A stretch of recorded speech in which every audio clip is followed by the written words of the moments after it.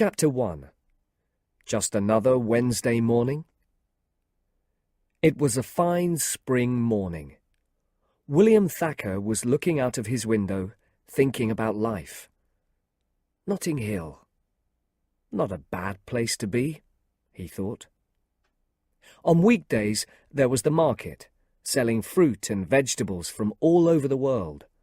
At the weekend, even more people crowded into Portobello Road and the streets around it to buy expensive old furniture, paintings, and cheap clothes.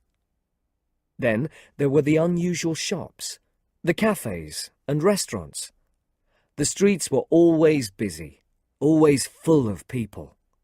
But best of all, this was the place where most of his friends now lived. Notting Hill was like a small village in the middle of a big city. And in this London village, William Thacker had his home. His wife lived in another part of town. Well, she was his wife until 2 years earlier. Then she left him for a man who looked like Harrison Ford. So, in the house with the blue front door, William, 28 years old and single, now lived a strange half-life with his Welsh lodger, Spike. "Hey, can you help me with an important decision?" Spike walked into the room. He was a tall, thin, pale man with dirty yellow hair and untidy clothes.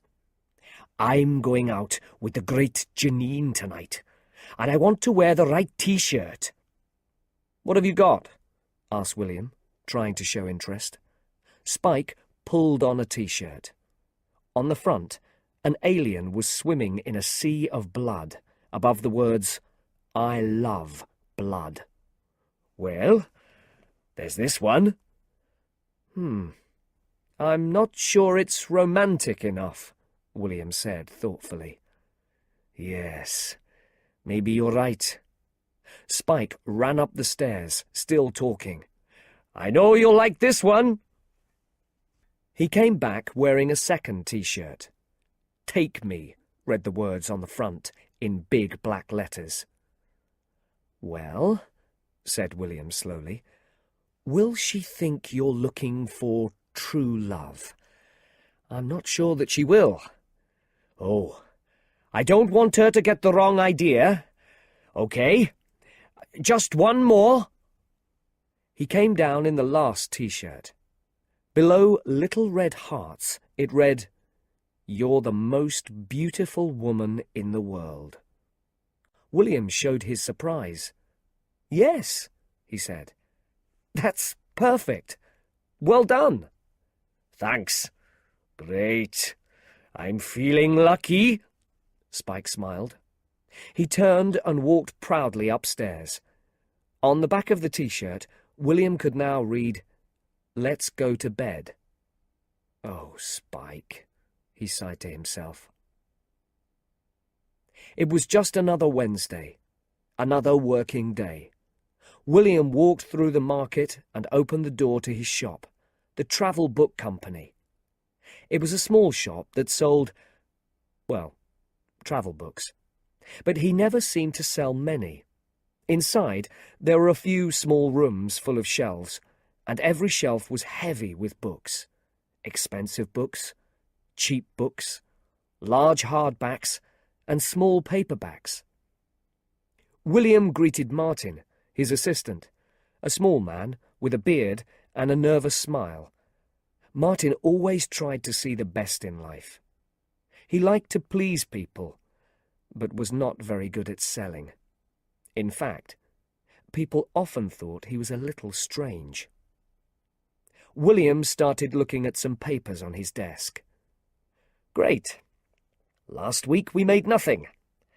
In fact, we lost £347 on those guidebooks to Turkey." "Oh dear. Never mind. Shall I go and get us some coffee? Make you feel better?" Martin asked, smiling. As he left for the cafe, a woman came into the shop. William looked up at her, looked down, thought for a minute, then looked up again. She was a beautiful young woman with long black hair, dressed simply in a black jacket and trousers. He was sure he knew her. Was it possible? Could it really be her? Yes. It was Anna Scott, the biggest film star in the world. To William, to most men, she was the most beautiful woman on earth. He tried to stay calm. "Can I help you?" She looked at him through her dark glasses. "No, thanks. I'll just look around." His eyes followed her as she went over to a shelf. She picked out a large, expensive guidebook full of colour photographs. "That book's really not good.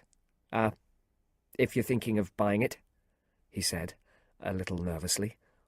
"Really?" "Yes, but this one is. Very good," he said, picking up one of the smaller books from his desk. "I think the writer really has been to Turkey." "Thanks. I'll think about it," she smiled. Suddenly, William noticed something on the small screen on his desk. "Just a minute, please," he said. He walked to the back of the shop, towards a customer who was hiding between two lines of shelves. Excuse me, sir," he said to the man. "Yes?" "Bad news." "What?" "We've got a camera in this part of the shop." "So?" "So, I saw you put that book down your trousers," William told him. "What book?" "The one down your trousers." "I haven't got a book down my trousers," replied the man. "Okay. Listen, we seem to disagree about this. I'll call the police, and they can take a look. If I'm wrong, I'm really sorry," William said patiently. "Right. And if I do have a book down my trousers?" the man asked. "Well, this is what I suggest. I'll go back to my desk. You take the Cadogan Guide to Bali from your trousers and put it back on the shelf. Or buy it." William walked back to his desk. On the screen, he watched as the book came out of the man's trousers. Then it was back on the shelf. The thief started walking slowly towards the door. William turned back to Anna. "Sorry about that," she smiled. "No, that's fine. I was thinking of stealing one too, but now I've changed my mind." She looked at the copies of the cheaper guidebook on his desk. "Signed by the writer?" "Yes," William said. "We couldn't stop him. If you can find an unsigned copy, you can probably sell it for a lot of money." The thief stopped next to Anna, looking at her with interest. "Can you sign this for me?" he asked, pulling a dirty piece of paper from his coat. Anna sighed. "What's your name?" she asked. "Rufus." She wrote on the piece of paper and gave it back to him. He tried to read her handwriting. "What does it say?" he asked. She pointed. "Well, that's my name. And there it says, 'Dear Rufus, I hope the police catch you next time.'" "Nice," he smiled. "Would you like my phone number?" "I don't think so," she replied. As the man left the shop, she turned to William. "I think I'll try this one." She gave him the large, expensive book and the money for it. "Oh, right. Maybe it isn't as bad as I thought," William said. "Probably quite good. And I'll give you this one free." He dropped the cheaper guidebook into the same bag. "Very useful for lighting fires or for making paper hats." A sudden warm smile lit up her face. She looked carefully at this amusing young man with blue eyes and thick brown hair. "Thanks," she said, and left. Chapter 2. First kiss, last kiss. William felt empty. That's it then. She's gone, and I'll probably never see her again. he thought to himself. "Here's your coffee," Martin said brightly as he came back into the shop. "Thanks. You won't believe who was in here a minute ago." "Who?" "Somebody famous?" Martin asked, excited. But William suddenly changed his mind. "Oh, no, nobody." "Perhaps one day a famous person will come in," said Martin, his eyes shining.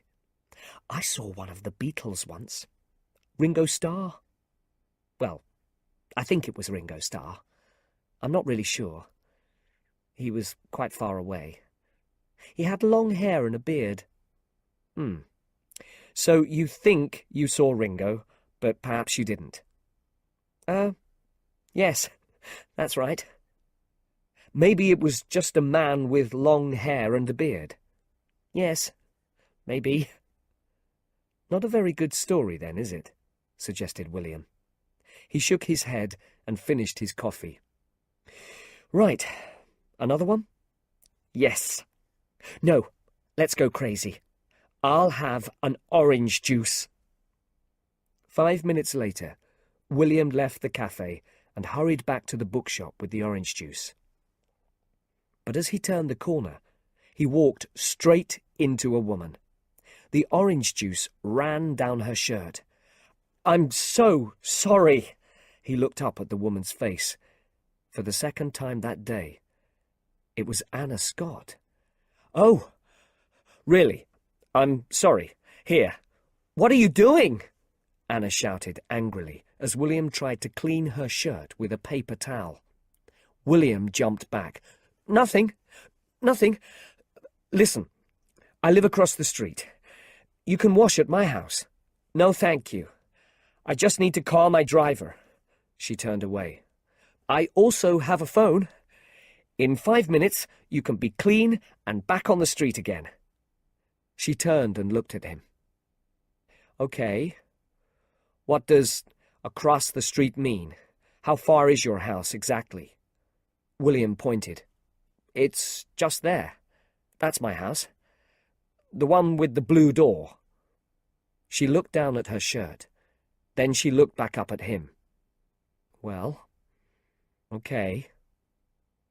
They walked towards William's house. He opened the door. "Come in.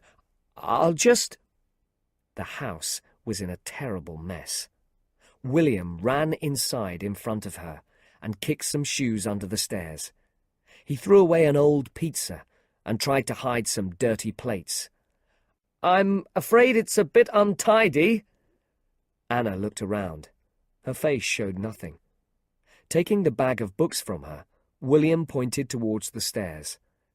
"The bathroom's up there, and there's a phone on the desk in the room next to it." She took her other bags and walked upstairs.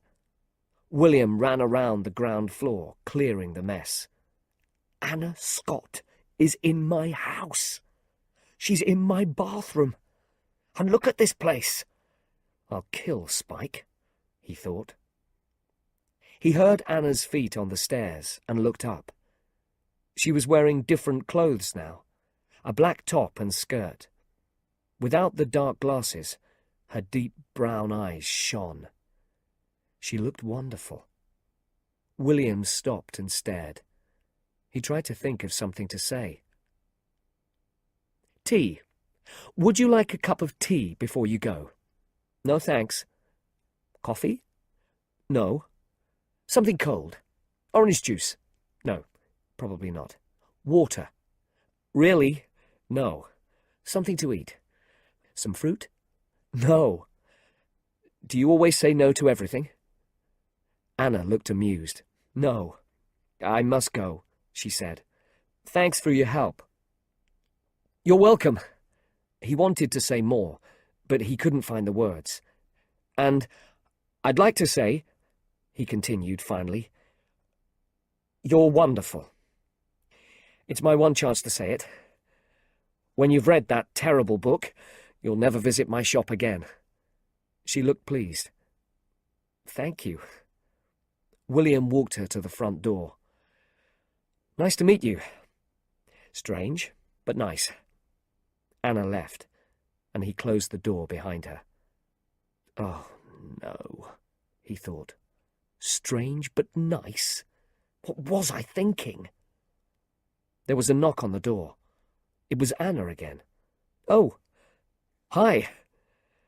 Did you forget something? I forgot my books, said Anna, stepping quickly inside the house. Oh, right. William ran into the kitchen to get the bag. Here they are. Thanks. Well, they stood near the door again. This time, William felt more comfortable. Then Anna moved forward and kissed him. He could smell her hair. He could feel the smoothness of her skin against his. He couldn't believe it.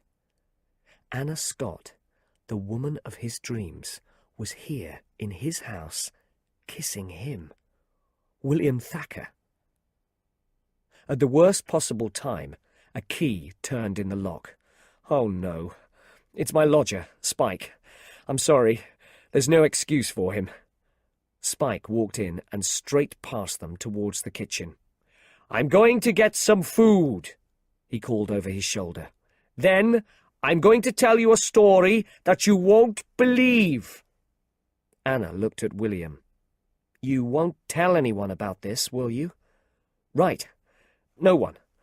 I mean, I'll tell myself sometimes, but don't worry. I won't believe it. He opened the door for her a second time. Bye. She touched his hand lightly, and then she was gone. William walked slowly back into the kitchen. Shall we watch videos tonight? I've got some really great films, Spike said, between mouthfuls of food. Yes, thought William sadly. I've got nothing better to do with my life. One of Spike's videos was a film starring Anna Scott. Later that evening, as the two men sat in front of the TV, William remembered the touch of her hand, the smell of her hair. Spike shook his head at the screen. It's hard to believe somewhere there's a man who can kiss Anna Scott anytime, anywhere. Yes, she's quite wonderful. Chapter 3. Call Me. A customer came into the bookshop the next morning. William knew Mr. Smith well. Have you got any books by Dickens? Mr. Smith asked. William sighed. Not again. No, he said slowly and patiently. This is a travel bookshop. We only sell travel books. Oh. And that new John Grisham book? No, John Grisham doesn't write travel books either. Oh. Right. Have you got a copy of Romeo and Juliet? William looked at Mr. Smith, then shouted, Martin, your customer. Martin came out from behind some shelves with a warm smile on his face. Can I help you? He asked Mr. Smith. As William stared sadly out of the window, a bus went past the shop. On the side was a large picture of Anna in her new film, Helix. He couldn't stop thinking about her. A few days later, William walked into his kitchen. Hi, Spike. Hi. Spike was never Britain's best-dressed man, but today his clothes were even stranger than usual. He was wearing William's scuba diving suit with a pair of goggles on his head. Spike, why are you wearing my scuba diving suit? No clean clothes. There never will be if you don't wash them sometimes, William suggested. And I was looking around your room, and I found this. Great, isn't it? I think I look good in it, eh? It was a lovely day, and they went outside into the sunshine. Spike, still in the scuba diving suit, tried unsuccessfully to read his newspaper through the goggles. There's something wrong with these, William, he said, pointing to the goggles. That's because they were made specially for my eyes, so I can see the fish. Oh, right. So, any messages for me? William asked. Yes, I wrote down 2. 2? Were there only 2 messages? You want me to write down all of them? William closed his eyes and sighed. The ones you didn't write down. Who were they from? Was there one? No, it's gone. I just can't remember anything about them. Oh, no, wait. Your mother's leg is hurting her again, and don't forget lunch on Saturday. Any others? Asked William hopefully. Nope, that's it. No others. Spike sat back in his chair and closed his eyes. Then he seemed to remember something. But if you want all your messages, there was one from an American girl a few days ago. Anna, I think she said. William's heart stopped. What did she say? Well, it was a bit strange. She said, "Hi, it's Anna."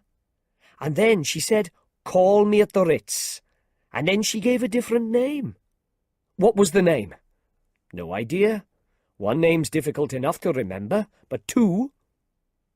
William ran inside. Hello? Is that the Ritz Hotel? He said when a man answered the phone. Can I help you, sir? I hope you can. I'm a friend of Anna Scott. She left me a message. She's staying with you. She asked me to call her? I'm sorry, sir. We have nobody here of that name. No, that's right. I know that. She's using another name. She left a message with my lodger. A bad mistake. Think of the stupidest person you know. Well, my lodger's even worse. He's so stupid. Try Flintstone. William looked up from the phone and turned towards Spike. What? Try Flintstone, Spike repeated. William spoke slowly into the phone. Is it possible that Flintstone means anything to you?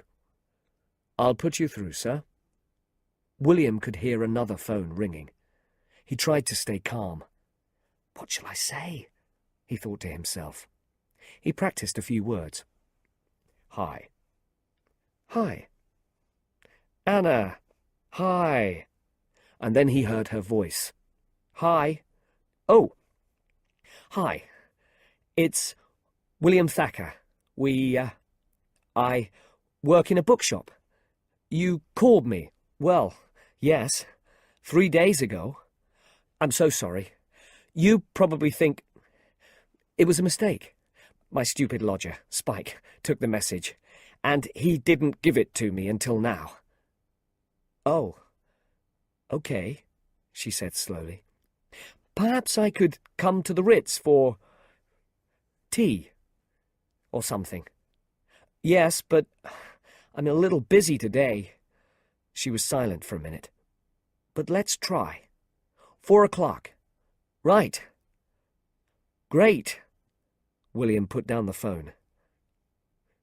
Wonderful. Chapter 4. Tea at the Ritz. William arrived at the Ritz Hotel, carrying some roses for Anna. As he got into the lift, another young man followed him in. Which floor? William asked. 3. The lift stopped at the 3rd floor, and William and the young man got out. They both looked around for the room numbers. Then they both turned right. Anna, William knew, was in room 38. As he walked, the young man followed closely behind him. William looked over his shoulder questioningly. He slowed down at room 38, and the other man did too. William pointed at the number. Are you sure you... The man smiled. Yes, he replied. Oh. Right. William knocked. A bright-faced American girl opened the door. Hello, I'm Karen. Sorry, everything's taking longer than we thought. Here's all the information you need. She gave each of them a press package with pictures from Anna's new film, Helix. William looked at the woman, then at the man behind him. What was happening? Then Karen showed them into a large room. William was surprised to see a number of reporters and photographers, all clearly waiting to talk to Anna. "What did you think of the film?" Karen asked. "Wonderful," the man behind William replied. "A bit of Close Encounters and a lot of Jean de Florette." They both turned to William for his opinion. "I agree," he said quickly. "I'm sorry, which magazines are you from?" Karen asked. "I'm Tarquin, from Time Out." "Great. And you?" she asked, looking towards William. William didn't know what to say. He looked around for ideas, and on a small table saw a copy of Horse and Hound magazine. Horse and Hound. "The name's William Thacker. Miss Scott knows I'm coming." "Okay, take a seat. I'll check." The two men sat down as Karen went into the next room. "You've brought her flowers?" said Tarquin with interest. William thought quickly. No. They're for my grandmother. She's in a hospital near here. I'm going to see her after this." "Oh, I'm sorry. Which hospital?" William didn't know any of the hospitals in the area. I don't like to talk about it. I hope you don't mind." "Oh, sure. Of course." Just then, Karen came back into the room and called his name. "Mr. Thacker? Anna will see you now. You've got 5 minutes." It was a large sitting room filled with flowers. Anna was standing with her back to a window, wearing an expensive suit. Her hair was tied back. William thought again how beautiful she looked. "Hi." "Hello." "I brought you these," he said, holding out the flowers. "But clearly you've already got some." "Oh, no. These are great," said Anna, taking them. There was a long silence. William tried to think of something to say. "Sorry about not ringing back. The two names idea was difficult for my stupid lodger to understand. No, I'm sorry. I try to stay private, so I always choose a name from a children's film. Last time I came to England, I was Mrs. Bambi." Karen's boss came into the room. "Everything okay?" he asked Anna. "Yes, thanks, Jeremy." "And you're from Horse and Hound magazine?" he asked William. Anna looked at William. "Really? Horse and Hound?" She smiled. She sat down. The room fell silent. She and Jeremy were looking towards William, waiting. "Right," he said, taking a seat. "I'll just start then." He tried to imagine being a reporter for Horse and Hound magazine. What did his readers want to know? Right. The film's excellent, but did you ever think of having more horses in it?" he asked, hesitantly. Jeremy looked at William and sighed. "Well," started Anna, trying to be serious, "we wanted more horses, but it was difficult. I mean, there aren't many horses on Mars." "Yes. Mars. Of course.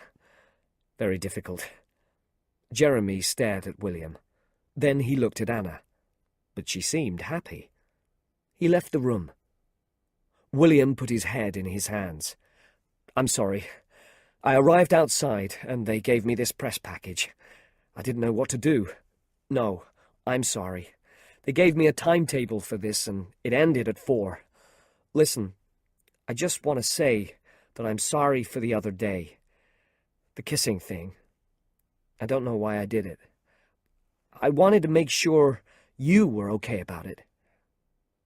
Is that all she wants to say? William thought. He felt hurt, but tried to hide it. "Yes," he said. "No problem. Of course, that's fine." Jeremy came back into the room, and the two fell silent. "Don't forget to ask Miss Scott about her next film," Jeremy said helpfully. "Oh, yes. Excellent. Any horses in that one? Or hounds?"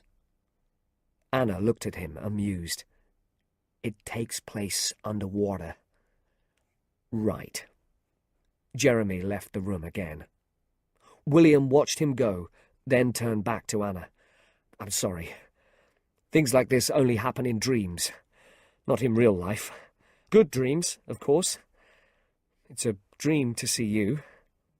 "And what happens next, in the dream?" Anna asked. "Well," William started, "in the dream, I just become a different person, a better person, because you can do that in dreams. Then I walk across the room and kiss the girl. But in real life, you know it'll never happen." The door opened again. "That's it," Jeremy said. "No more time, I'm afraid. Did you get what you wanted?" "Nearly," William replied, looking at Anna. "Okay. Maybe one more question." He left the room. "Are you busy tonight?" William asked Anna. "Yes." Jeremy came back in. William and Anna stood and shook hands. "It was nice to meet you, Mr. Thacker," she smiled. "Strange, but nice. Thank you. You are Horse and Hound's favourite actress. You and Black Beauty." Tarquin was waiting outside. "How was she?" he asked. "Wonderful." "Wait a minute," Tarquin said in surprise. "She took your grandmother's flowers." William thought quickly. "Yes, that's right. What a pig." He turned towards the lift, but Karen called out to him. "This way, Mr. Thacker. You can talk to the others now." The others? Thought William. He found himself in another room with the male star of Helix. "Pleased to meet you. Did you enjoy the film?" the star asked. "Oh, yes, very much.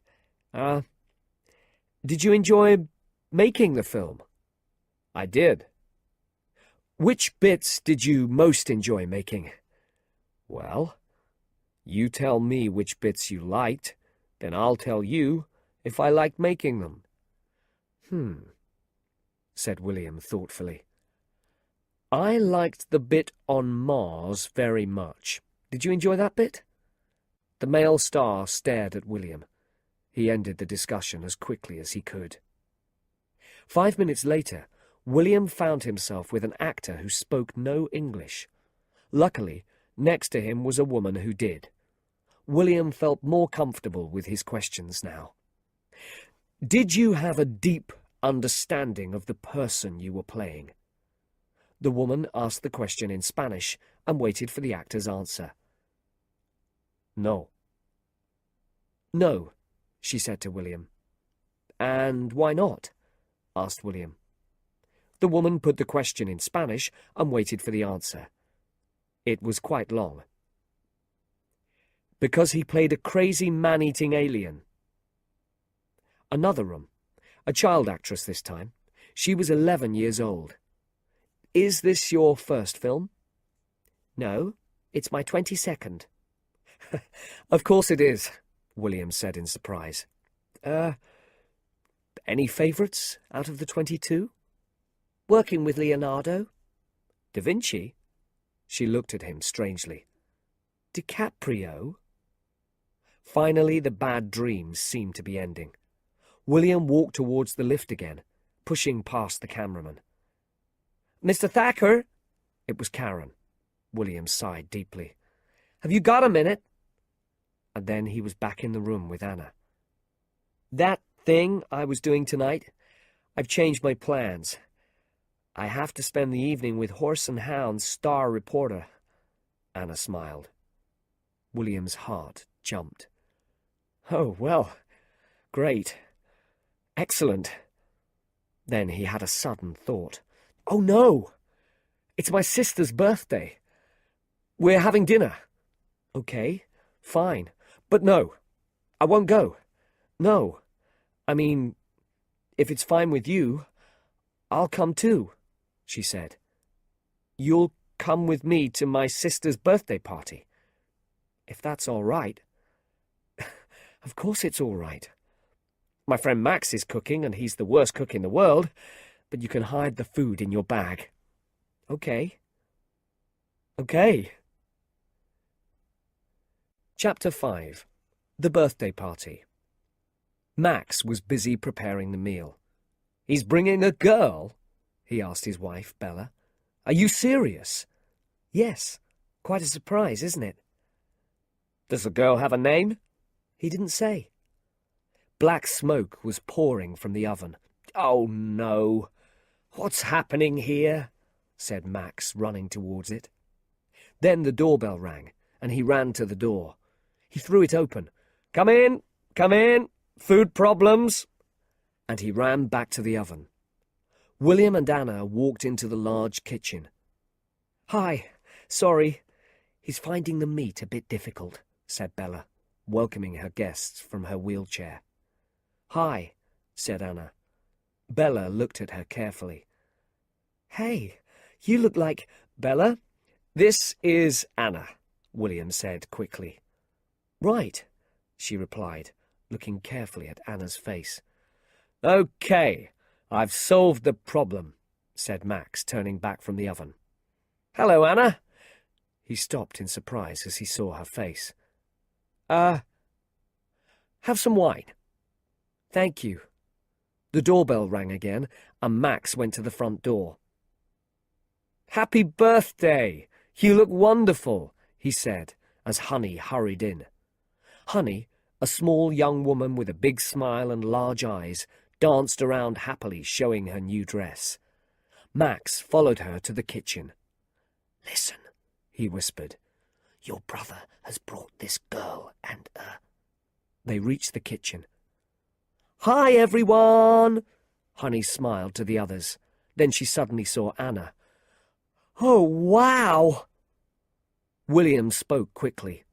Honey, this is Anna. Anna, this is Honey. She's my baby sister. Hi, said Anna with a smile. Oh, wow. This is one of those really important times in a person's life. I know I should be calm about it, but Anna, I love you. I think you're the most beautiful woman on earth, and I have honestly believed for some time that we could be best friends. What do you think? Anna looked surprised and amused, but pleased. Marry Will, Honey continued. He's really nice, and then we can be sisters. I'll think about it. Anna laughed. The doorbell rang again. That'll be Bernie, said Max, going to the door. A large man with a round, pleasant face walked in. Sorry I'm late, Max. I made a mess at work again, I'm afraid. Lost millions. Bernie, come in. This is Anna. Hello, Anna. Glad to meet you. He shook her hand, then turned to Honey. Happy birthday, Honey Bunny. Here you are. He gave her his present. It's a hat. You don't have to wear it. Max poured Bernie a drink. Then he and William went to prepare the table. Max took his drink and joined Anna. So, tell me, Anna, what do you do? I'm an actress. Great. I'm a stockbroker, but I've done a little bit of theatre in my time. Not as a job, of course. I always thought it was a difficult life. Acting. I mean, the money's terrible, isn't it? Anna agreed. It can be. Bernie continued. I know friends from university, clever people, and they earn very little. £7,000–8,000 a year. What sort of acting do you do? Films, mainly. Oh, excellent. Well done. Bernie seemed more interested. How's the pay in films? The last film you made. What were you paid? $15 million. Bernie's face went bright red. Right. Right. So that's quite good. Very good, really. Can I get you another drink? I think we're ready, called Max. walking towards the table. Anna looked around, then asked Bella, "Could you tell me where the—" "It's just down there, on the right," she said, pointing. "I'll show you," offered Honey. "Quickly, quickly, talk very quickly. What are you doing here with Anna Scott?" Bella said to William after Anna and Honey left the room. The others crowded around them. "Anna Scott," said Bernie, turning pale. "The film star?" "Yes." "Oh, no." Honey returned to the kitchen and said in a whisper, "I don't believe it. I walked into the toilet with her. I was still talking when she started taking off her jeans. She had to ask me to leave." The meal was very enjoyable. The old friends laughed and joked together, and Anna soon felt part of the group. "What do you think of the meat, Anna?" asked Bella. Anna answered in a whisper so Max couldn't hear. "I don't usually eat meat," she smiled. Bella put her hand to her mouth. "Oh, no," she laughed. They moved into the sitting room for coffee. "Anna, you have done so much, and we have clearly failed in life," Max said. "That's not a bad thing. In fact, we should be proud of it. I'm going to give the last piece of cake to the person who has the saddest life." Max looked around. There was a short silence. Then William looked at Bernie. Bernie went first. "Well, it's me, isn't it? I do a job that I don't understand. I haven't had a girlfriend since I was 12. And if I get any fatter, I probably never will." "I like you," Honey told him. "Well, I did before you got so fat." Max turned to Bernie. "You see? And you also earn a lot of money. Honey here earns almost nothing for working long hours in London's worst record shop." "That's true. And I've got strange hair and funny goggly eyes. Only seem to go out with men who are unkind. And no one will ever marry me." "You see, Honey is terribly sad," said Max. "But her best friend is Anna Scott," Bella added. "That's true," Honey agreed. "She needs me. What can I say?" "And her legs work," continued Bella, "while I'm in this wheelchair day and night. And even worse, I've given up smoking, my favourite thing. And the fact is," she said hesitantly, "we can't have a baby." The room was completely silent now. "Bella," said William. "No, it's not true," Bernie said sadly. "That's life. We're lucky in lots of ways. But surely I get the cake?" Bella asked. Max lightened the conversation. "Well, I don't know. Look at William. Very unsuccessful at work. A failed marriage. He was handsome, but is now losing his good looks. And it's clear that he'll never hear from Anna again, not when she knows that he was called Floppy at school." They all laughed loudly. "Ah, so I get the cake," suggested William. Max answered, "I think you do, yes." William reached for the cake. "Wait a minute. What about me?" It was Anna. "You?" asked Max. The others stared at her. "Well, I'd like to try for the cake." "You'll have to prove it," William smiled. "It's a lovely cake, and I'm going to fight you for it." "Well, I've worried about my weight since I was 19, so I've been hungry for 10 years. I've had a lot of not nice boyfriends, and one of them hit me. And every time my heart's broken, the press write about it. Oh, and it costs me millions to look like this." "Really?" said Honey, looking closely at her face. "Really. And one day, not long from now—" The table was silent again. It was clear that Anna was speaking from the heart. "My looks will go. They'll realize I can't act, and I'll become a sad middle-aged woman who was famous for a few years," she continued sadly. They all looked at Anna in silence. Then Max broke the silence with a shout.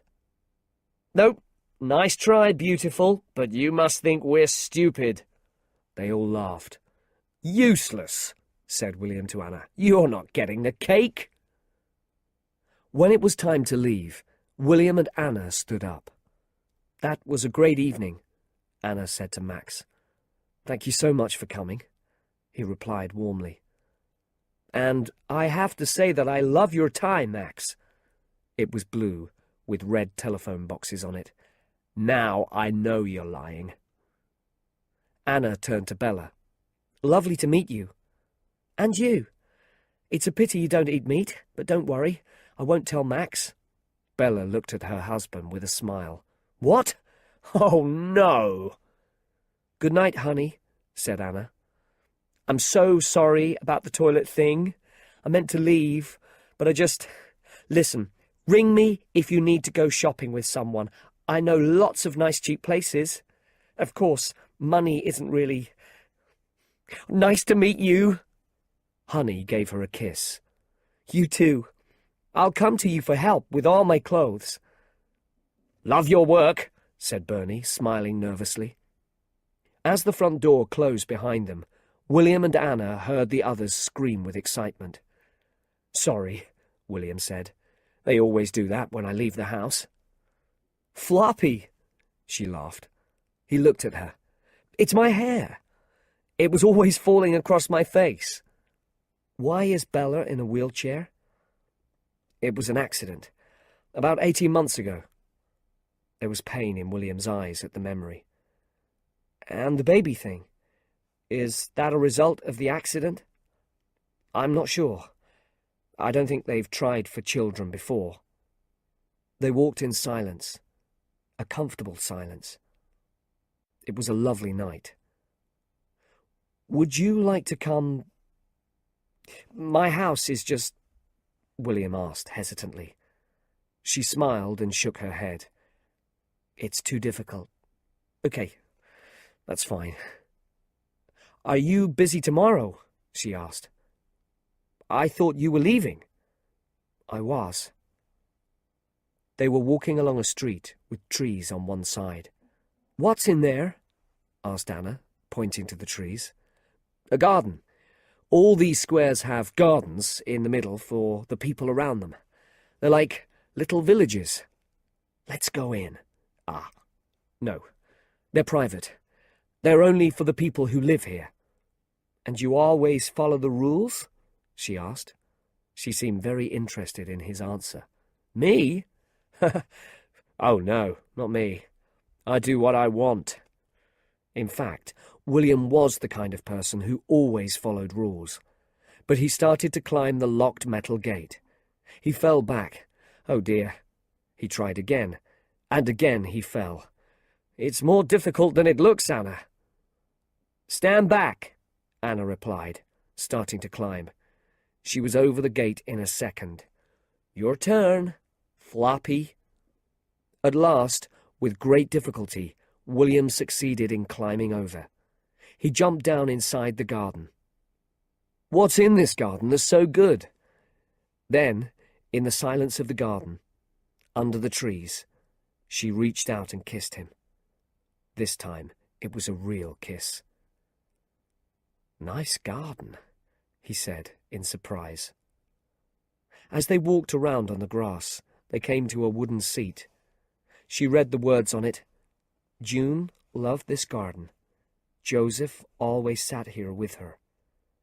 The dates below it read, June Weatherby, 1917 to 1992. "You see, some people do spend all their lives together," Anna said quietly. William looked deeply into her eyes. He spoke softly. "Yes, they do." Chapter 6. Room Service. The following evening, William was getting ready to go out. As usual, he was late. "Spike, have you seen my glasses?" "No, I'm afraid not," Spike answered, his eyes on the TV. "Oh, no. Where are they?" This happens every time I go to the cinema. Usually there are glasses everywhere, but when I really need them, they disappear. It's one of life's little jokes. William ran upstairs, then came down again. "Right, I've got to go," he called to Spike. "Thanks very much for your help." "You're welcome. Did you find them?" "No." As the door closed behind William, Spike moved on the sofa. Was he sitting on something? He reached down and pulled out William's glasses. At the cinema, William looked a little strange as he sat next to Anna, beautiful Anna, in his scuba diving goggles. After the film, they decided to go for a meal in a Japanese restaurant. "So, who left who?" Anna asked. "She left me," replied William. "Why?" "She finally saw what I was really like." "Oh, that's not good." They could hear loud conversation from a table just around the corner from theirs. "No, no, no, I'll take Anna Scott," said a man's voice. William and Anna listened carefully. A second man disagreed. "I didn't like her last film. I fell asleep 10 minutes after it started." The first man spoke again. "I don't really mind what the films are like. I just like watching her. No, she's not my type. I prefer the other one, the one who gets excited every time you take her out for a cup of coffee." Anna looked at William. "Meg Ryan," she mouthed silently.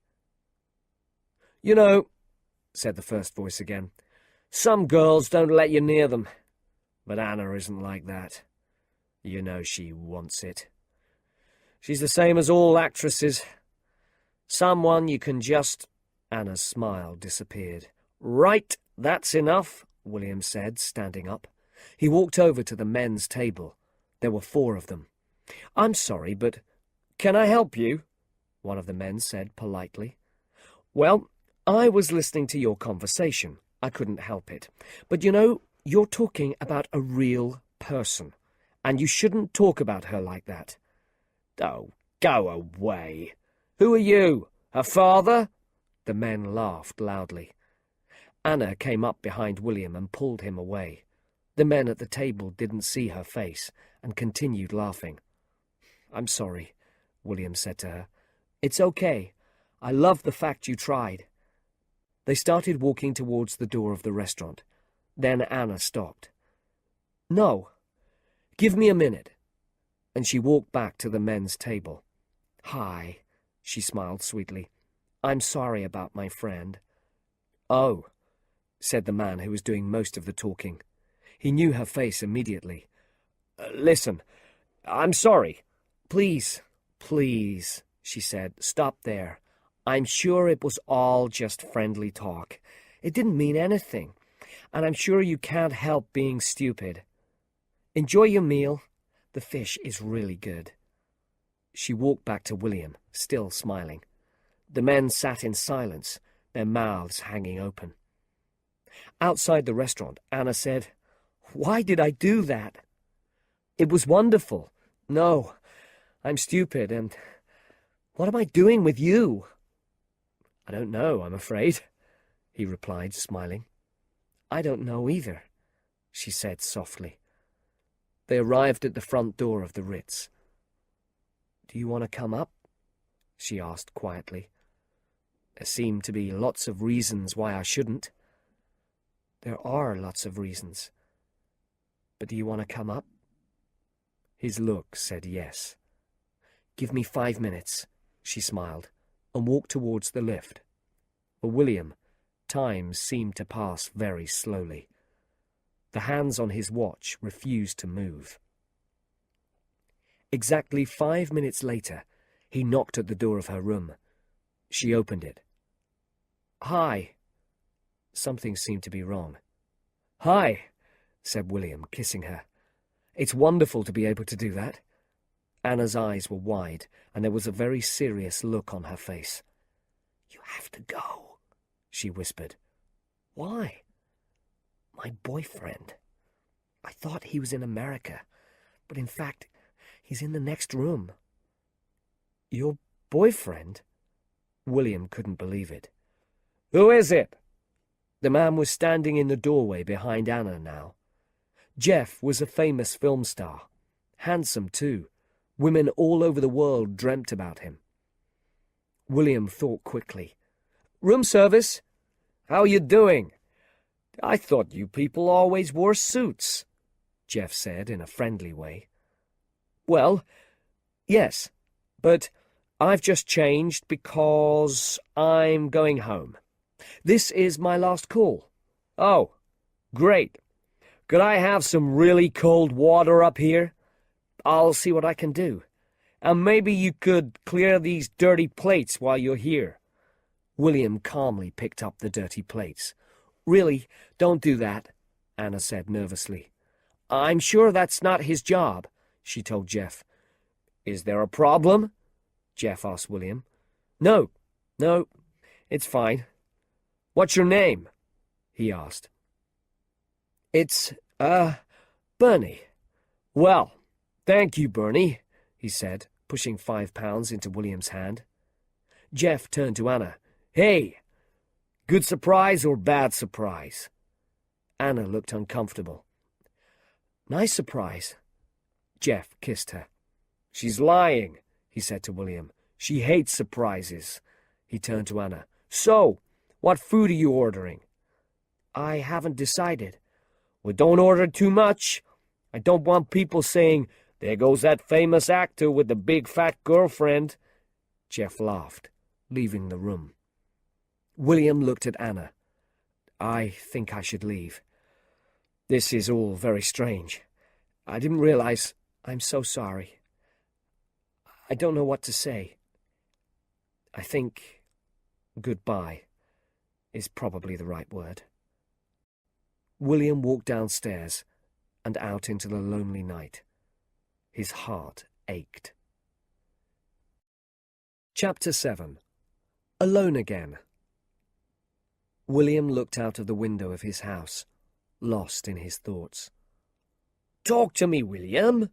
This is me, Spiky. Tell me what's wrong. William never usually spoke about his feelings, but this time he needed to talk to someone, even if it had to be Spike. Well, okay. There's a girl, he began hesitantly. Aha, a girl. I thought so. Speak, friend. She's someone who can never be mine.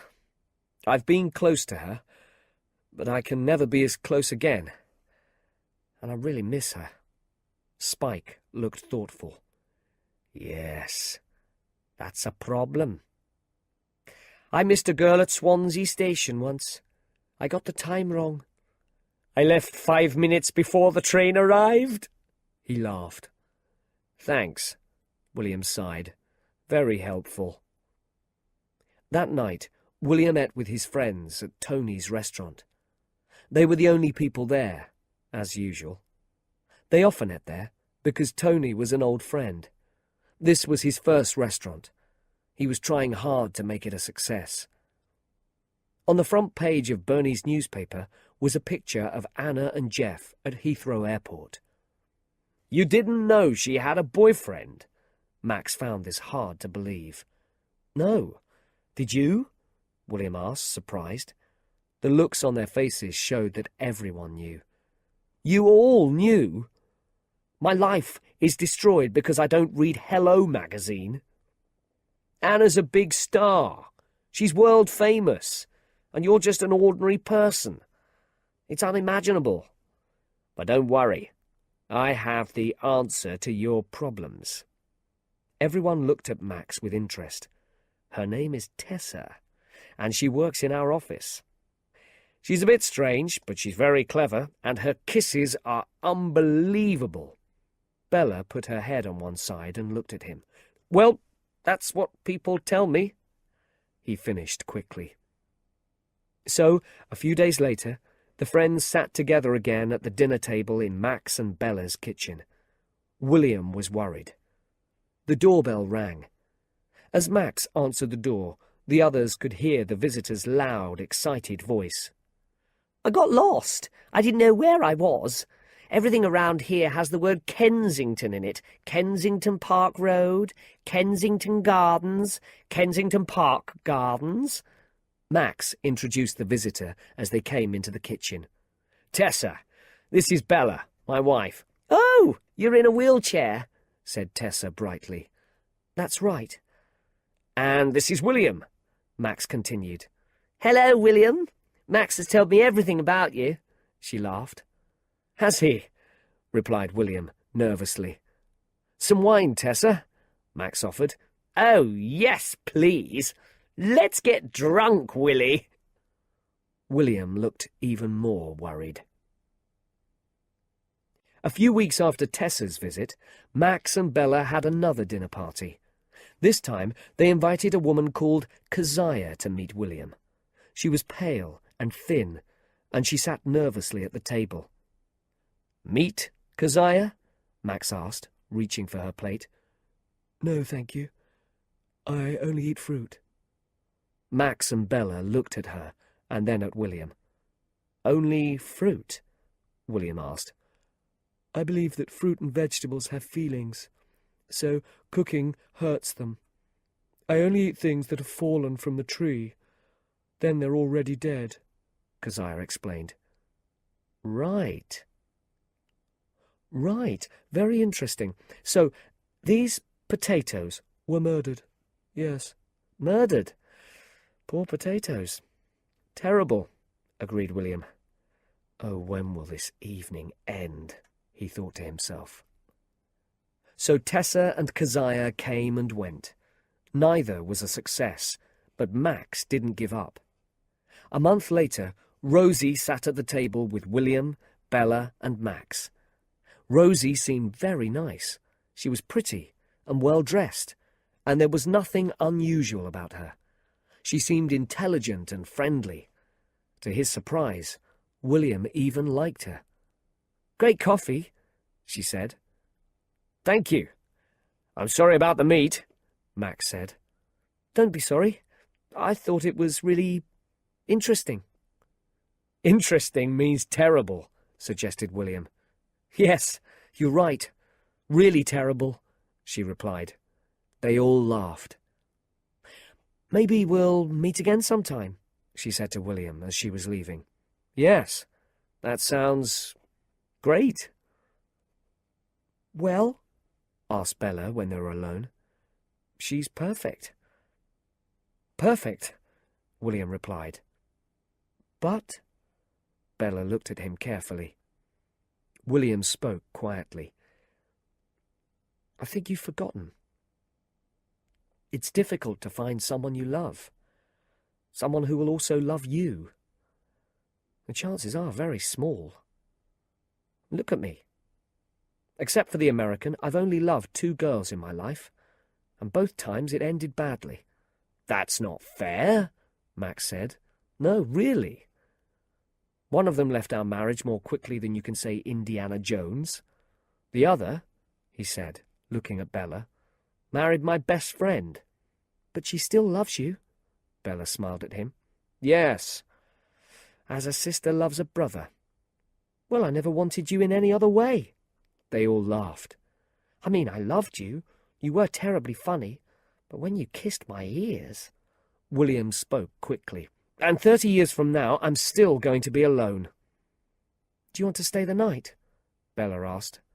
"Why not? At home, there's just a crazy Welshman waiting for me." As the evening came to an end, Max carried Bella upstairs to bed.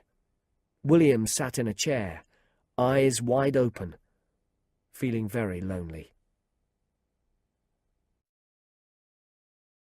Chapter 8.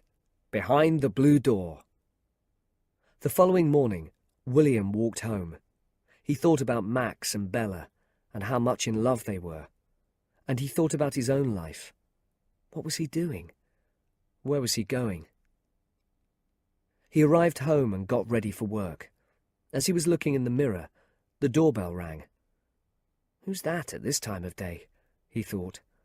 "Probably the postman." He went downstairs to answer it. He opened the door and his heart jumped. It wasn't the postman. It was a beautiful woman in dark glasses. Unbelievable. "Can I come in?" Anna asked. "Come in." Her hair was a mess, and she looked tired and unhappy. But to William she looked wonderful. He took her into the kitchen, and Anna poured out her story. "The photos were taken years ago," Anna explained.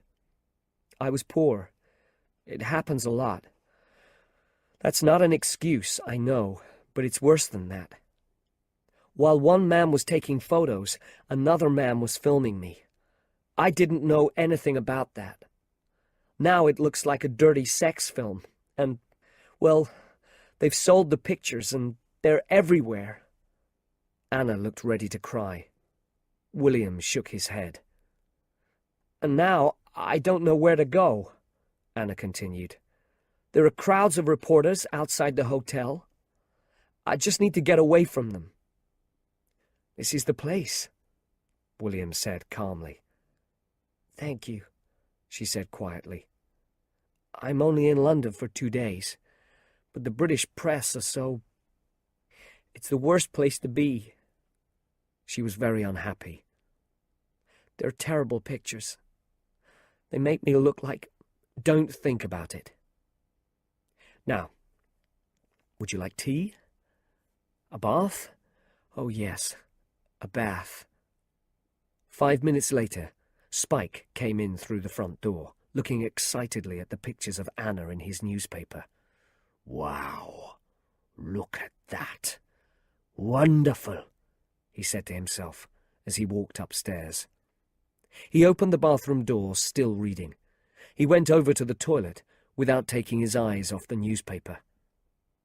"Are you Spike?" a voice said from behind him. Spike looked up, then turned his head slowly. He couldn't believe his eyes.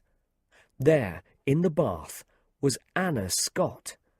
He quickly left the bathroom, calmed himself down, then opened the door again.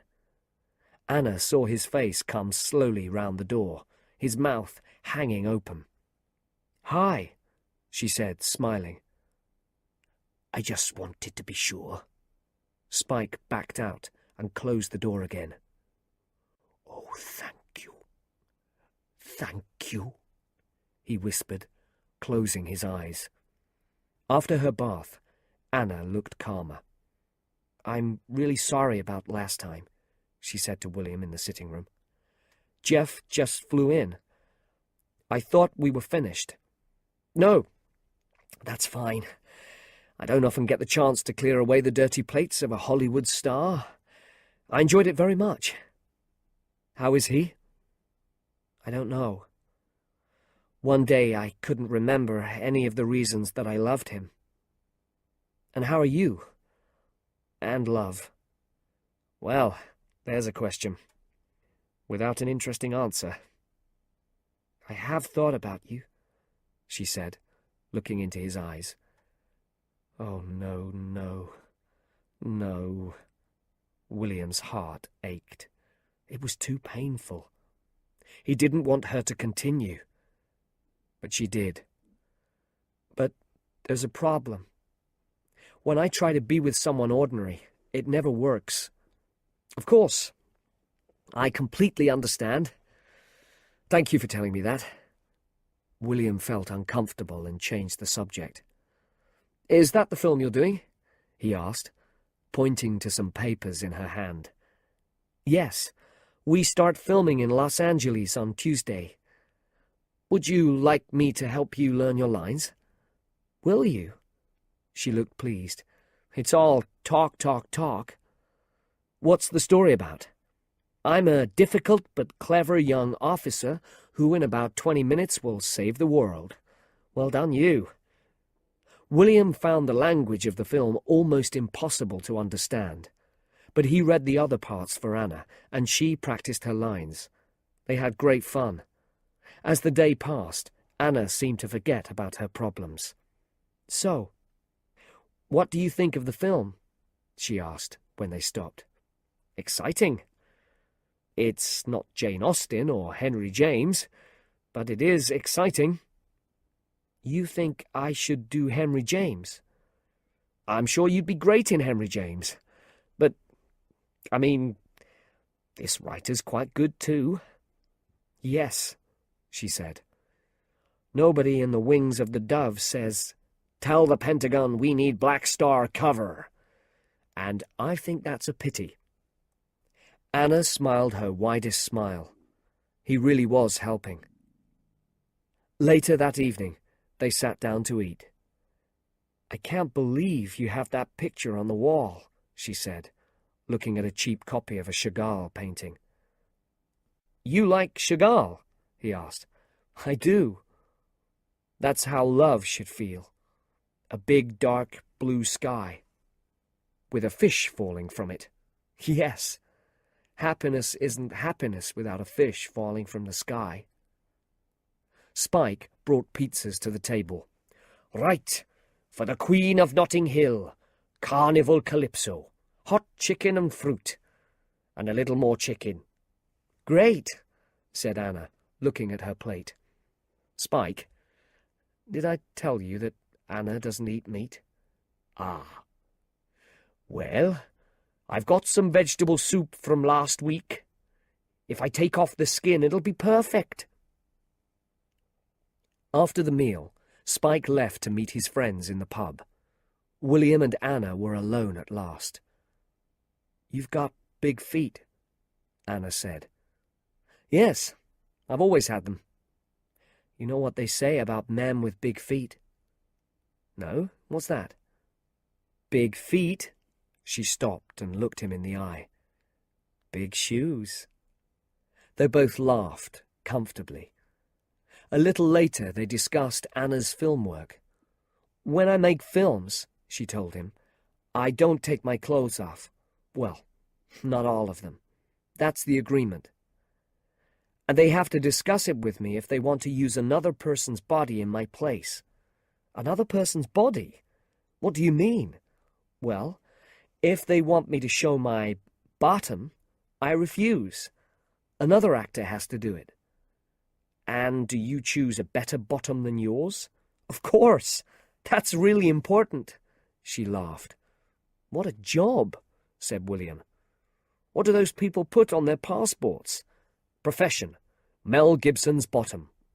"Mel uses his own bottom," Anna said, taking another mouthful of ice cream. "It's great." "The ice cream or Mel Gibson's bottom?" "Both." They had a wonderful evening, but, of course, it had to end. William walked with Anna up to the bedroom. "Today has been a good day. Thank you," said Anna gratefully. They stopped outside the bedroom door. "Well, thank you. Time for bed. And the sofa bed for me." "Right." She kissed him sweetly. Then she went into the bedroom and closed the door. William walked slowly downstairs for a lonely night on the sofa bed. He couldn't sleep. He lay there with his eyes wide open. Will she come? He waited and hoped, but nothing happened. Then, suddenly, he heard a sound on the stairs. William waited nervously. "Hello?" he said into the darkness. A bearded face looked into the room. "Hello? Have you got a minute?" "Spike, listen. Anna's not with her boyfriend now, is she?" Spike asked. "No, I don't think so." "And she's in your house?" "Yes." "And you like her?" "Yes." "And she likes you?" "Yes." "Well, isn't this your big chance? You should be up there with her." Spike pointed upstairs. "No, Spike. She's in trouble. This is not the time," William said angrily. All right. I understand that. Spike turned to go. Then he spoke again. Do you mind if I try? Spike! No, you're right. I'll talk to you in the morning. William lay down again. Okay. But maybe it'll be too late then. Spike went back to bed. William lay in bed, thinking. A few minutes later, he heard footsteps on the stairs again. Oh, go away, will you? He said angrily. Okay, replied Anna quietly. William jumped up. No! Wait. I thought you were Spike. I'm so happy you're not. They stood face to face in the half-light. He kissed her neck softly, then her shoulder. Then he looked at her face. That face. He couldn't believe he was touching Anna Scott. Wow. What? Anna asked. Oh, nothing. And he kissed her deeply. The next morning, they lay in bed together. It's wonderful and strange that I, William Thacker, can look at your naked body.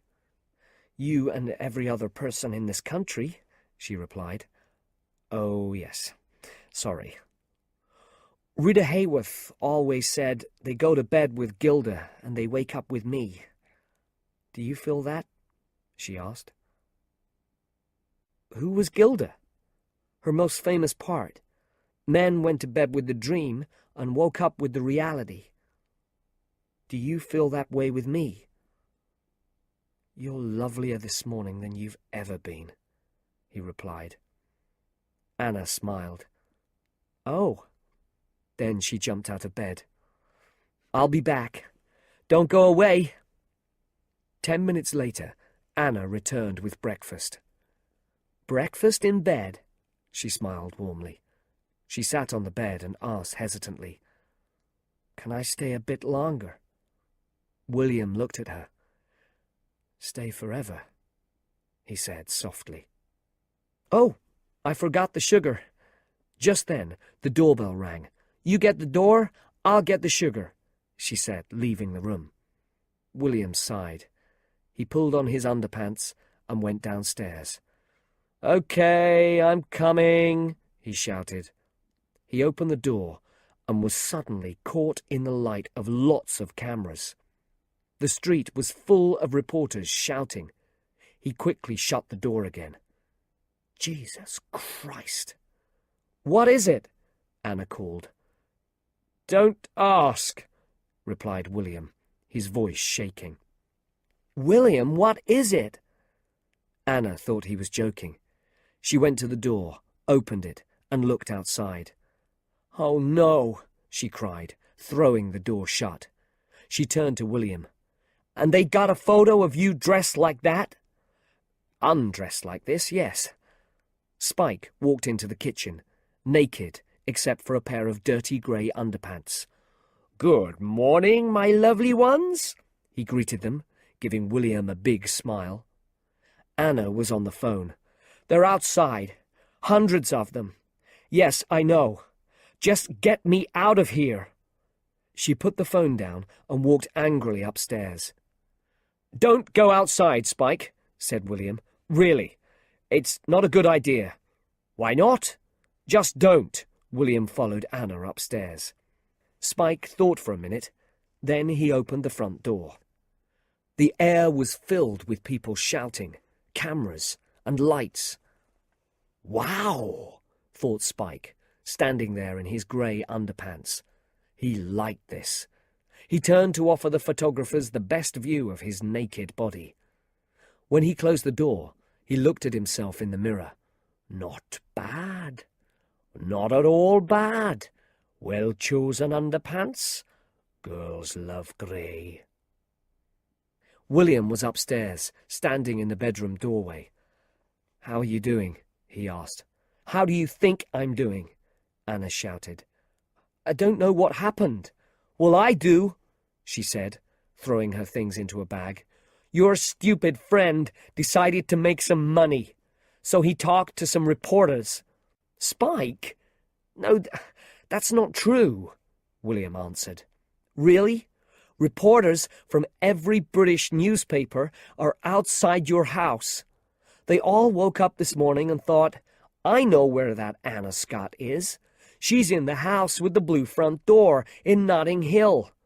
And then you go out half naked. Unbelievable." Spike put his head round the door. "And I went out in my underpants, too." "Get out, Spike," William said. "Listen, Anna, I'm so sorry. I came here to you for protection from these people. And now things are even worse than before. What will everyone think? I mean, I've got a boyfriend," she shouted. "Have you?" asked William quietly.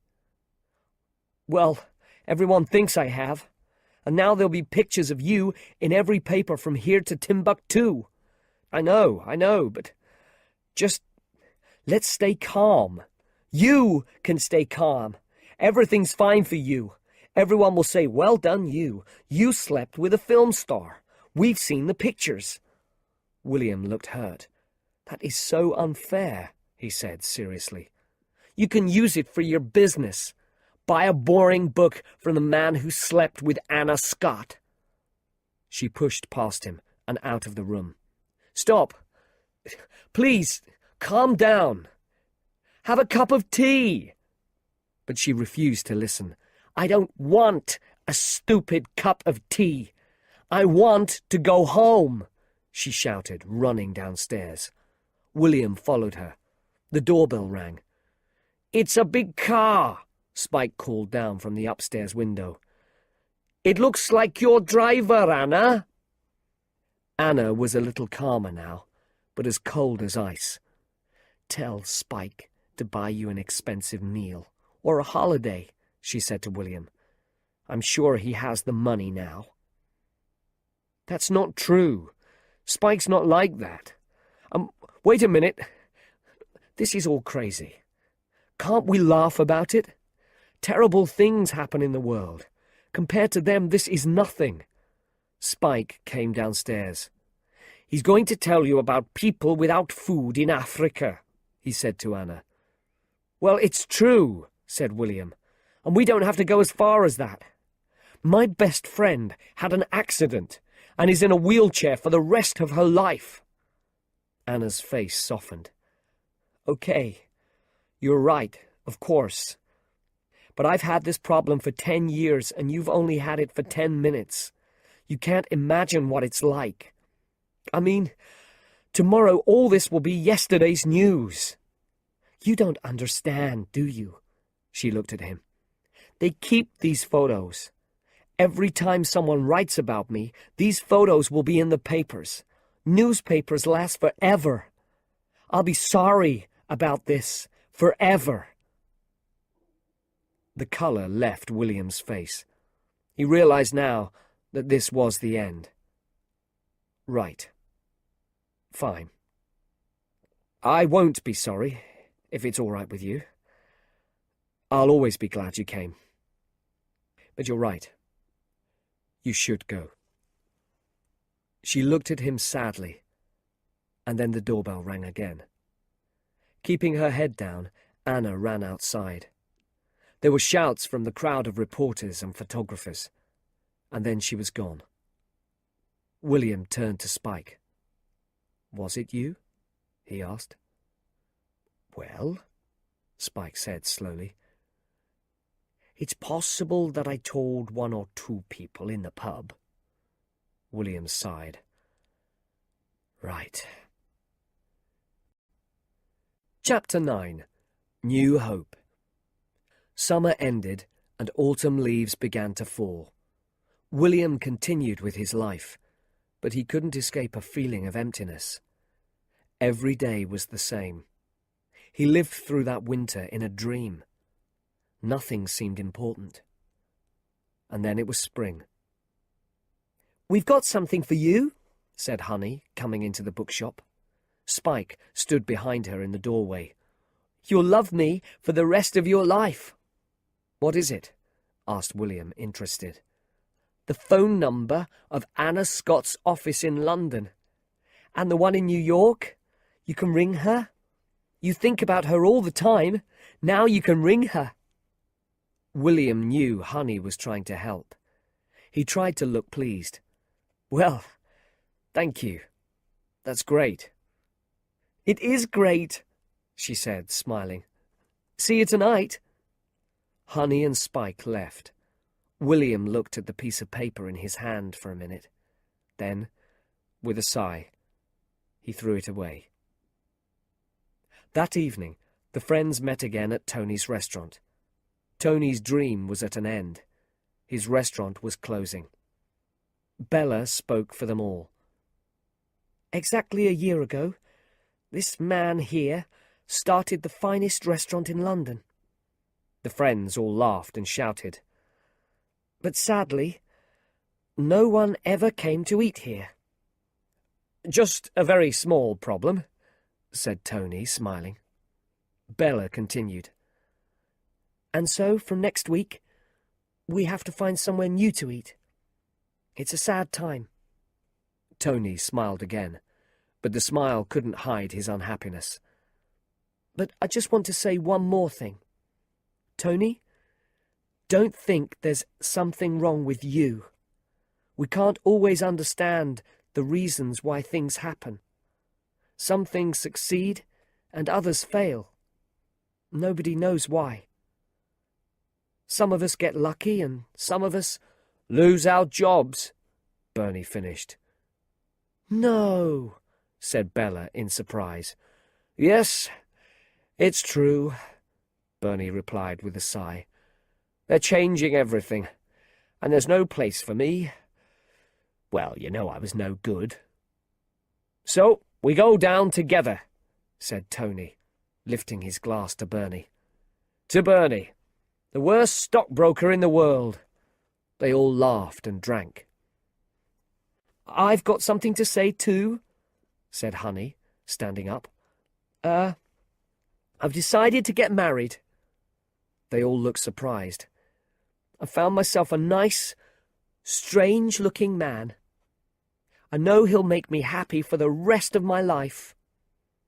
"Wait a minute," said William. "I'm your brother, and I don't know anything about this." "Is it someone we know?" asked Max. Bernie looked hopeful. "Yes. I'll tell you when the time is right," she replied. She sat down again, and the conversation turned to other subjects. While the others were talking, Honey whispered softly to Spike, "Spike, it's you." "Me?" He looked surprised. "Yes. What do you think?" "Well, yes. Great," he smiled. "Are there any other important things that anyone wants to say?" Max asked. "Yes," William said seriously. "I want to say that I'm sorry. I'm really sorry for the way I've been for the last 6 months. I have, as you know, been a little unhappy." "A little unhappy? There are dead people that are more fun to be with," laughed Max. "But I want to make it clear that I have turned a corner. From today, I have decided to be happy." "So, all that business with the American is in the past now?" Max asked. "I believe it is," William smiled. "You don't think about her all the time?" "No, I don't think I do." "So you're not interested that she's back in London? Or that she's filming every day in Hampstead?" Max showed him a newspaper with a picture of Anna on the front page. William sighed. "Oh, no." "So you are a little interested then," said Max. The following day, William was in Hampstead. He found the place where they were filming. "Can I help you?" asked the guard. I'm looking for Anna Scott." "Does she know you're coming?" No. No, she doesn't." "I'm afraid I can't let you in." "Oh, right. I mean, she's a friend, but you can't let you in," repeated the guard, turning away. Behind the guard, William saw Anna walking across the grass. She looked beautiful, in a long dress and with her hair piled on top of her head. There were people all around her, ready to help her. Suddenly, Anna looked up and saw William. Her face showed surprise. William smiled nervously, and then she walked towards him, followed by the crowd of people. "This is very, she started hesitantly. "I only found out you were here yesterday." "I wanted to ring, but I didn't think you—" Anna continued. "Anna, we have to go. They're ready." It was one of the film people. "Listen, William, it's not going well, and it's our last day." "Yes, right, you're clearly very busy. But wait, there are things to say." "Okay," William said. "You could drink tea. There's lots of tea." She smiled at him as she was taken away. "Come and watch," a woman said to him. "Do you like Henry James?" "This is a Henry James film?"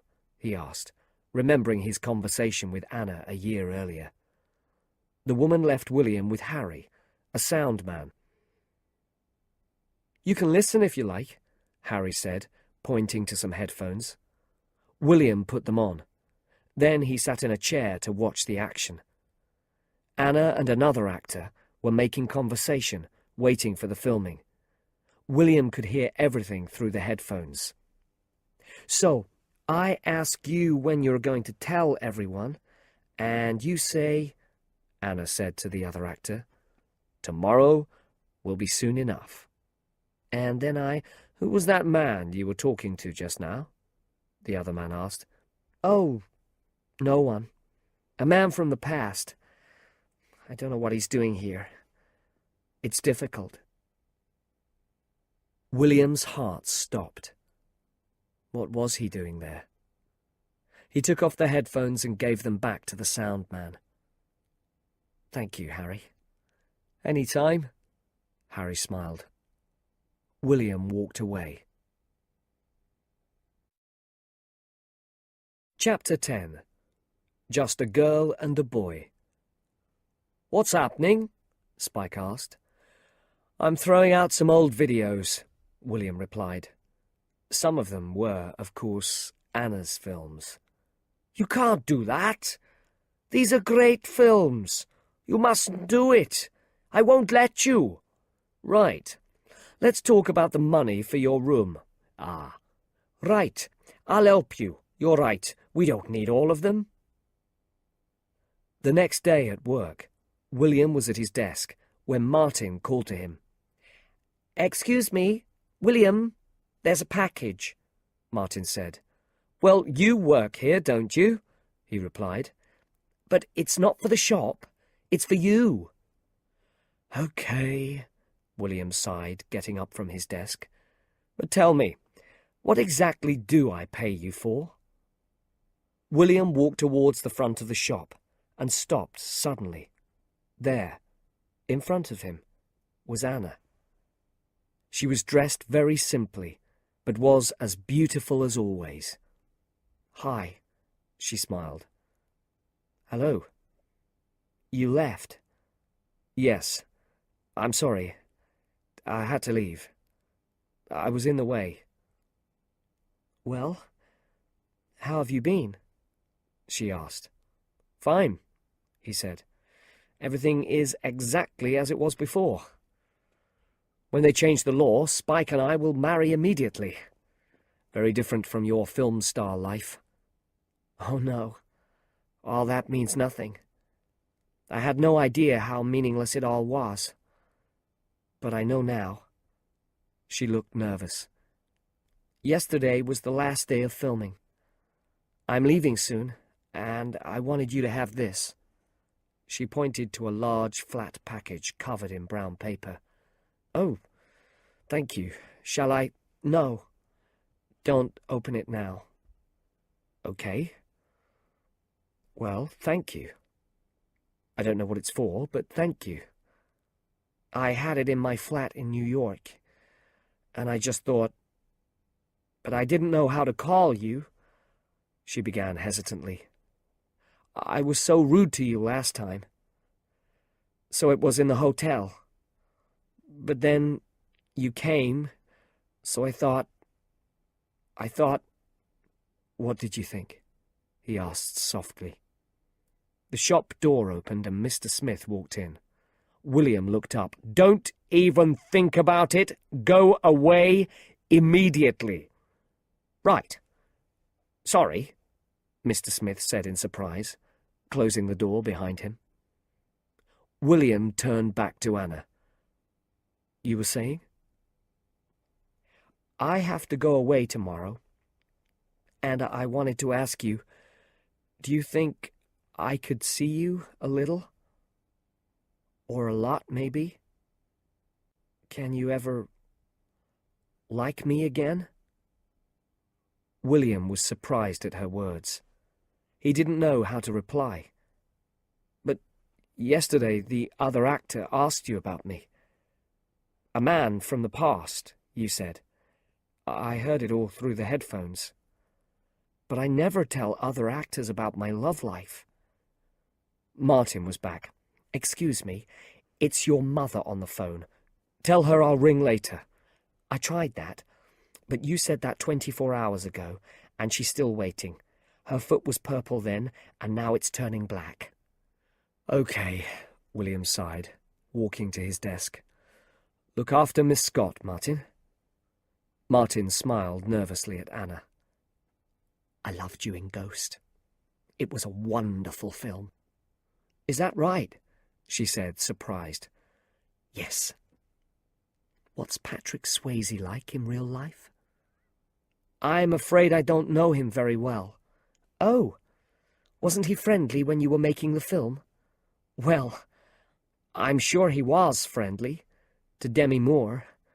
She was the other star of Ghost. Anna smiled. Oh, right. Sorry. I've never been very clever. William returned. It was lovely to meet you. I love your work. And Demi's, of course. And Martin left them. Sorry about that, William said. That's okay. William thought very carefully, and then spoke slowly and seriously. Anna, I'm an ordinary sort of person. I'm not often in and out of love. The words were not coming easily. Can I just say no to your kind offer? Anna continued smiling, but the hurt showed in her eyes. Yes. That's fine. Of course. Of course. I'll just go, then. Nice to see you. Anna, the fact is... He felt he must try to give words to his feelings. With you, I'm in real danger. My heart will never get better if it's broken again. And I know that will happen. There are too many pictures of you, everywhere. Too many films. You'll continue with your life, and I'll be... finished. I see, Anna said softly. That really is a real no, isn't it? I live in Notting Hill, you live in Beverly Hills. Everyone in the world knows who you are. My mother doesn't always remember my name. Okay, fine. I understand. There seemed nothing more to say, but Anna tried one last time. It's not real, you know, being famous. I'm also just a girl, standing in front of a boy, asking him to love her. William looked deeply into her eyes. Was he doing the right thing? Then she kissed him lightly. "Bye," she said, as she left. There were no pictures on the walls of Tony's restaurant. The kitchen equipment was gone. Chairs were piled up, waiting to go. The friends met there one last time. "What do you think? Did I do the right thing?" William asked them. "Of course you did," said Honey quickly. "I mean, she's nothing special." "That's right," agreed Bella. "And everyone knows that. All actresses are crazy." "What do you think, Tony?" William asked. "Never met her and never wanted to." "Right, Max?" William turned to his oldest friend. "I agree with the others. And who wants to go out with someone who doesn't eat meat?" "Great. Excellent. Thanks." William felt happier. His decision was the right one. Then Spike arrived. "I was called, and I came. What's the problem?" he asked. "William has just refused Anna Scott," Honey told him. "What? Are you crazy?" Spike shouted at William. Bella was looking carefully at the painting next to William's chair. "That isn't the real Chagall painting, is it?" she asked him. Yes, I think it is." Bella's eyes widened. "And she really wanted to go out with you?" Bernie asked. "Well, yes." "That's nice." "What?" asked William. "Well, it's nice when someone wants to go out with you," replied Bernie a little sadly. "It was quite sweet, really," said William, remembering. "I mean, I know as an actress she can say lines very well, but she said, and these were her words, 'I'm just a girl, standing in front of a boy, asking him to love her.'" The room went very quiet. "Oh no," William said, his head in his hands. "I've made the wrong decision, haven't I?" He could see his friends' agreement in their eyes. "Max, how fast is your car?" William, Bernie, Honey, and Spike jumped into Max's car. "Where's Bella?" asked Max. "She's not coming," replied Honey. "Oh, yes, she is. She's not missing this." And he found Bella, picked her up, and put her in the front. The wheelchair went in the back with Spike. The London traffic was heavy, as usual, but they got to the Ritz at last. William and Bernie ran to the front desk. "Is Miss Scott staying here?" "No, sir, I'm afraid she isn't." It was the man who was at the desk a year earlier. "Or, Miss Flintstone?" "No, sir, I'm afraid not." Bambi, or, I don't know, Beavis, or Butthead?" The man at the desk shook his head. William sighed deeply. It was no good.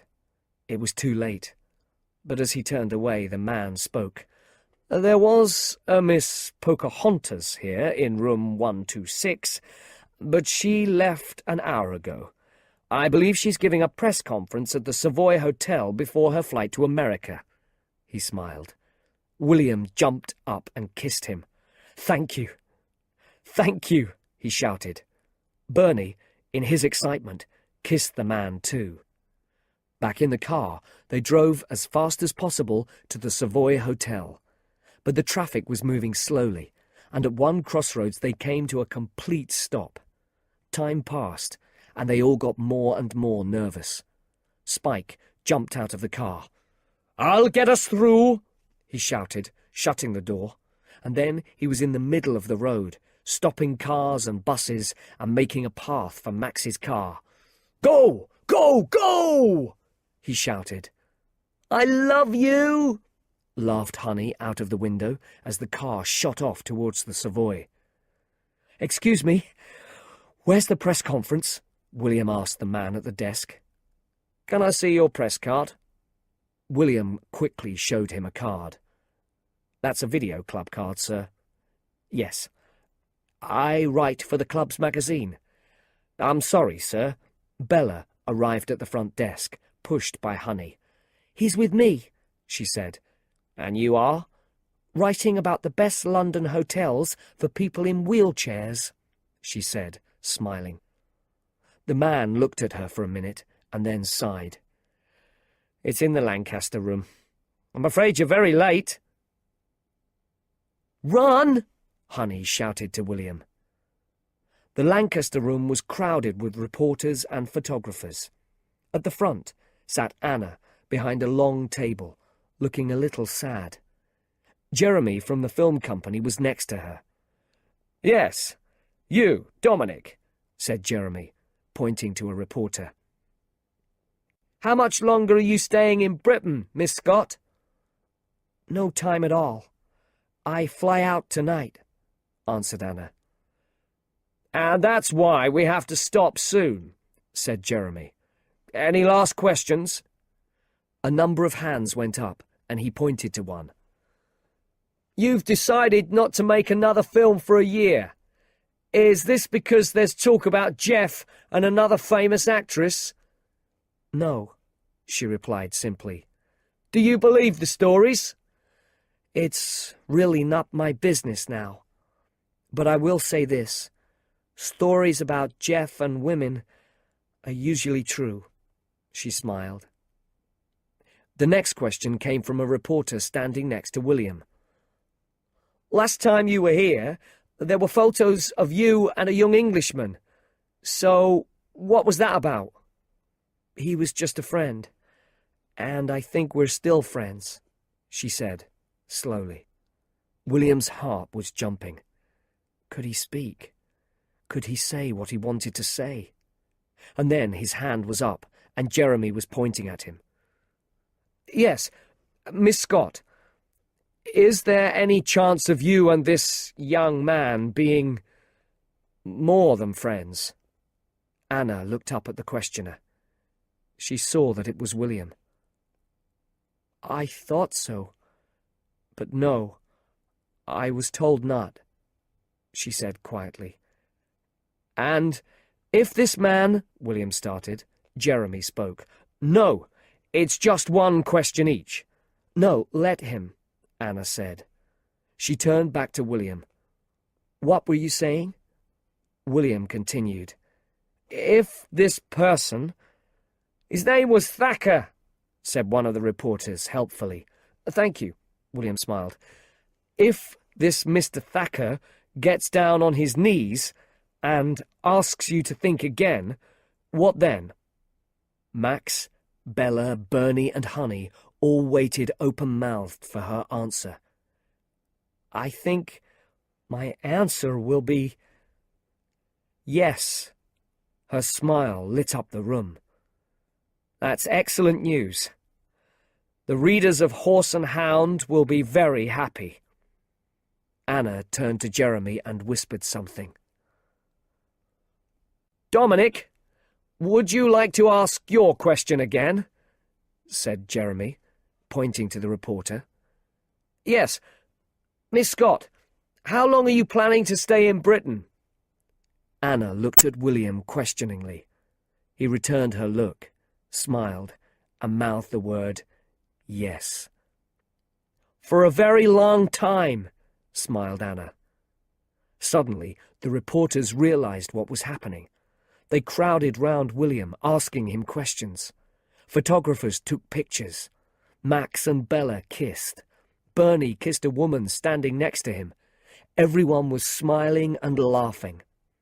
Spike arrived at last, red-faced from running. "What happened?" he asked Honey. She put her arms around him and held him tightly. "It was good, Spike. It was so good."